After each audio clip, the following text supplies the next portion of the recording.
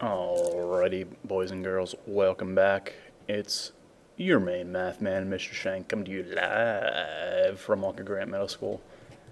And on the left side of my screen, you can see the wonderful student portal that has all of the resources that you could ever need, and more, and a bag of chips. But if you scroll to the bottom, you can have the wonderful Decimus calculator. It slaps, it chops, it does everything that you could ever need.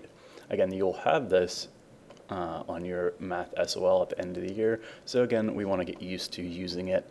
So that way we have all the functionalities and all the wonderful accessories that it has. So on this problem, on the right side of your screen, I've got a little bit of dual action here, so do bear with me. I got a couple problems that I kind of want to work through and do with you.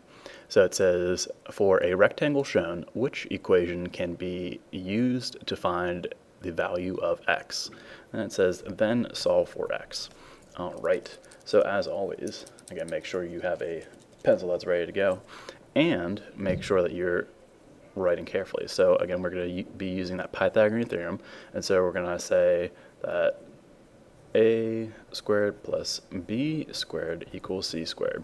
Again, every time you see or you're thinking of using a right triangle, you must always write this first.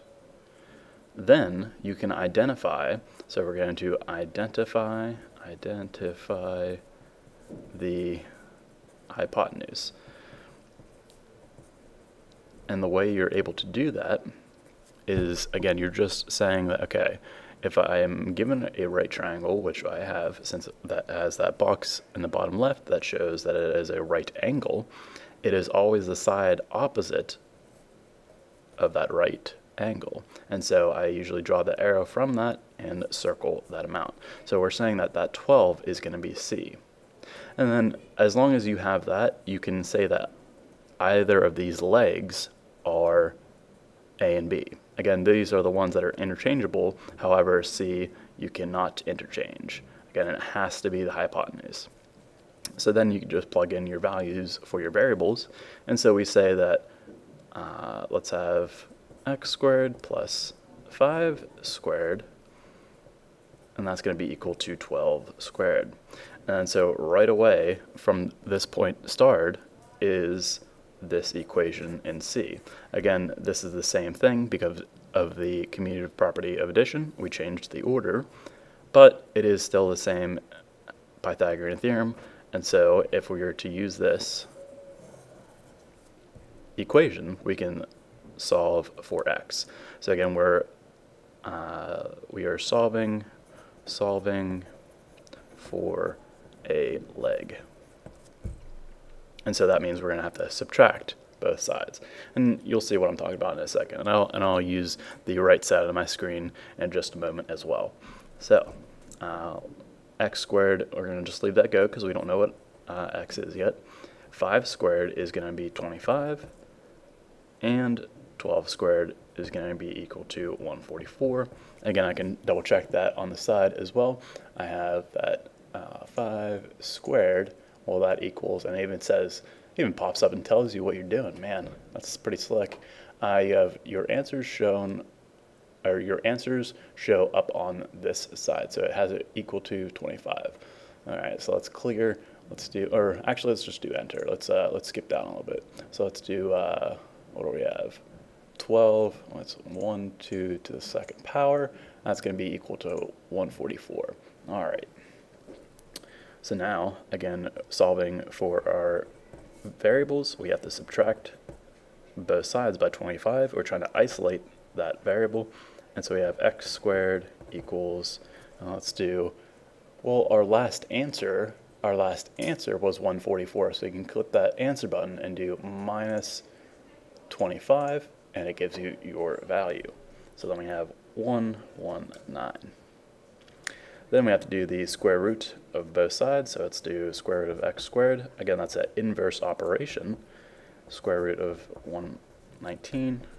And let's see, all right, what do we get here? So let's do enter, and so now the most recent answer is going to be 119. So let's do the square root of our most recent answer, which was 119, and it gives us this crazy decimal, which usually I go 4 decimals out. So let's do 10 point and then 9087. All right. So now if we were to round to the nearest, let's say 100th. Again, you can underline the 100th column, circle the next value to the right. If this value circled is 5 and above, you gotta give it a shove, which it is. And so now we have x equals about 10.91. So now, a lot of people were getting messed up on this rounding. I'm not sure what you were doing in elementary school, so luckily you have me.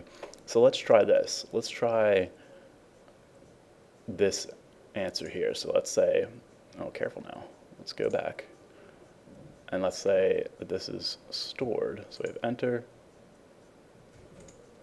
Let's do the, again, even this tool has a rounding function for you. So let's say let's round our answer, that 10.9087.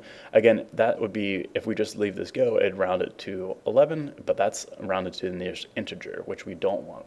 So what you're gonna have to do is you press comma, because you're trying to make a different argument, and now you need to say, okay, what are we rounding it to? So we're rounding it to the 100th, which is the second place value column, and so we have 2, and it rounds it for us. Again, this is all there for you, and you will have this later on. Alrighty, so now moving on, let's clear all, and move on. All right, so for the second one, it says Margot is designing a band formation at halftime ceremony at a football game.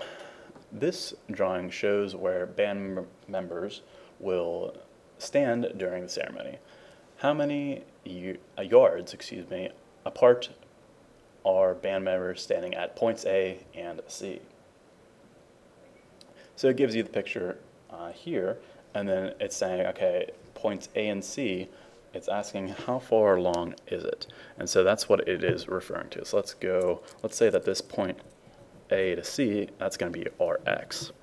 And so again, we can identify, we're saying that this is a right triangle, and we're saying the side opposite of that right angle is the hypotenuse. So we know that this is going to be C. All right, so let's see what we have here. So we have our formula, as always, a squared plus b squared equals c squared. And so now we're going to find, again, that missing leg. And so let's do it like this. Let's say that x squared plus, and then we have 44 squared equals 55 squared. Again, you just bring down the values as follows. So we have 44, let's do this correctly. Let's say 44 squared, it's going to be 1936, pretty decent year. And then we have 55 squared is going to be 3025. And so now again, just like before, we subtract both sides by that first amount. And so we do that most recent answer minus 1930, so back 1936. Let's try this again. 1936, there we go. Third time's a charm. All right, so we have x squared is going to be equal to 1089. Again, we have to take the square root of both sides, like so. And so let's do enter, enter, and let's do square root of our answer. is going to be 33. So our x equals 33. So they're going to be 33 yards apart. And now a way to check this, another way to check this is as follows. You can, let's do a clear all. Let's do a clear all. And now let's try and see if we can type in, let's have a, well, we don't know what a is. What about b? Let's say b is equal to 44. And then let's say that c equals 55. And then let's say that if you take the square root of the difference, so let's do c squared minus, and then b squared is going to be 33. Again, that's exactly what we just did in that problem. Any of these ways work as long as you choose one. So just like reflections, we flip to the back. So now it says this. It says Allie wants to create a garden in the shape of a right triangle. And so she's trying to, in the shape of a right triangle, which set of measurements could represent the length of the sides of her garden. So that means this. If we say that, let's clear all. Let's do a, and then let's do a plus b squared. So that would be the case if we're looking for a hypotenuse. So in this problem, we're looking for hypotenuse. And so if we're looking for the hypotenuse, again, we can plug in our values. So let's see. It should be this squared plus this squared equals this squared. Meaning if we type in 1, if we type in 5, we should get 6, which is not the case. And so for A, we know that is incorrect. Again, we're looking to verify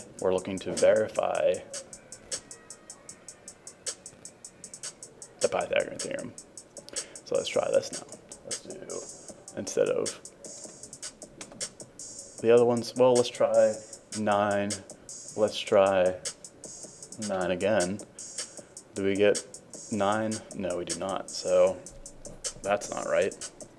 What about 3, 3, and 4? 3, 3. What comes out? Not quite 4. So we know that's not right. So again, by process of elimination, we know that our answer would be B, and we can double check that by showing our values. 6 squared plus 8 squared is going to be 10 squared. But again, if we take the square root like we should, we know we're right.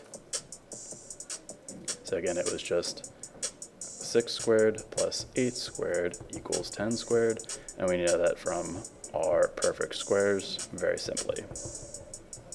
So 100 does equal 100.